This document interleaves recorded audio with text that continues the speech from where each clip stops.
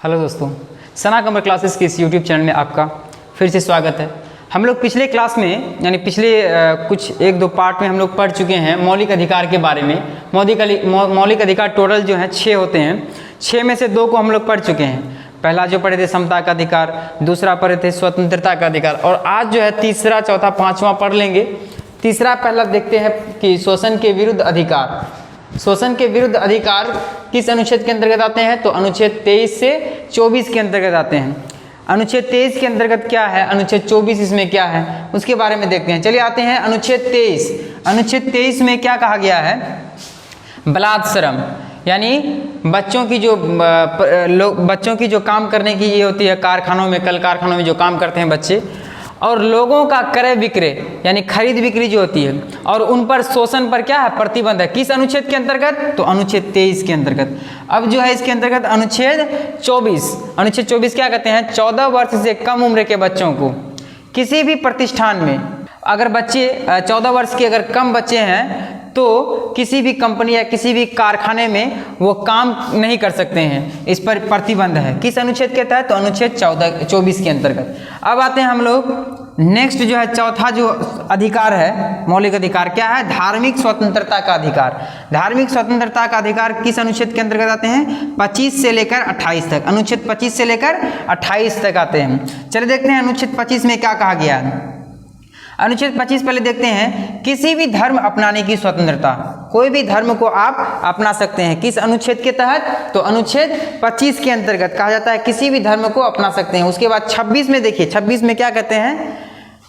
धार्मिक संगठनों की स्थापना। धार्मिक संगठनों की स्थापना तथा प्रशासन क्षेत्रों में भाग लेना। 2 प्रकार हैं इसमें, 2 बातें हैं। क्या क्या है? एक तो धार्मिक संगठनों की स्थापना और दूसरा है प्रशासन क्षेत्रों में भाग लेना। आगे देखते हैं अनुच्छेद 27 के अंतर्गत। अनुच्छेद 27 के अंतर्गत कहा जाता है कि धार्मिक करों पर प्रतिबंध। कोई भी धार्मिक जो क्षेत्र है, कोई भी धार्मिक मंदिर, मस्जिद या किसी भी प्रकार के जो हैं, तो उस पर आप कर नहीं लगा सकते हैं। उस पर कर यानी प्रतिबंध है। किस अनुच्छेद के तहत? तो अनुच्छेद 27 के तहत। अब आगे है अनुच्छेद 28। अनुच्छेद 28 में कहा जाता है कि सरकारी शिक्षण संस्थानों में धार्मिक शिक्षा पर प्रतिबंध। कोई भी अगर सरकारी स्कूल है, आप वहां पर पर्सनल यानी धार्मिक शिक्षा को नहीं पढ़ा सकते हैं, वहां पर प्रतिबंध है। किस अनुच्छेद के तहत? तो अनुच्छेद 28 के अंतर्गत। अब आगे देखिए पांचवा है संस्कृति एवं शिक्षा का अधिकार। संस्कृति एवं शिक्षा का अधिकार किस अनुच्छेद कितना से कितना तक? अनुच्छेद 29 से 30 के अंतर्गत आते हैं। तो अनुच्छेद 29 में सबसे पहले देखते हैं। अनुच्छेद 29 में कहा जाता है कि अल्पसंख्यकों के हितों। अल्पसंख्यक के कौन कौन हित है? जैसे लिपि, भाषा, संस्कृति का प्रावधान है इसमें। किस अनुच्छेद के तहत? तो अनुच्छेद 29 के तहत। और अनुच्छेद देखिए 30। अनुच्छेद 30 में कहा जाता है अल्पसंख्यक जो है उनके द्वारा पसंदीदा शिक्षण संस्थान। जो भी धार्मिक क्षेत्र के अंतर्गत हैं, किसी भी अन्य धार्मिक लोग जो होते हैं उनके लिए जो शिक्षण संस्थान है वो स्थापना कर सकते हैं अपने पसंदीदा, और प्रशासन चलाने का अधिकार।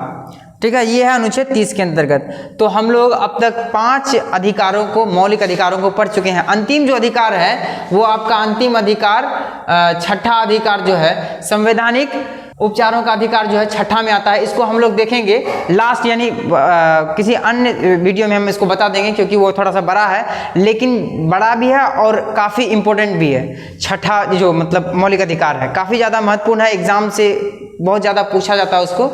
तो हम लोग 5 तक तो कम्प्लीटली पढ़ चुके हैं, और छठा जो बताने वाले हैं हम नेक्स्ट क्लास में उसको हम बता देंगे। देखना जरूर, उसको देखिएगा जरूर। फिर नेक्स्ट क्लास में जल्द ही मिलते हैं। तब तक के लिए जय हिंद।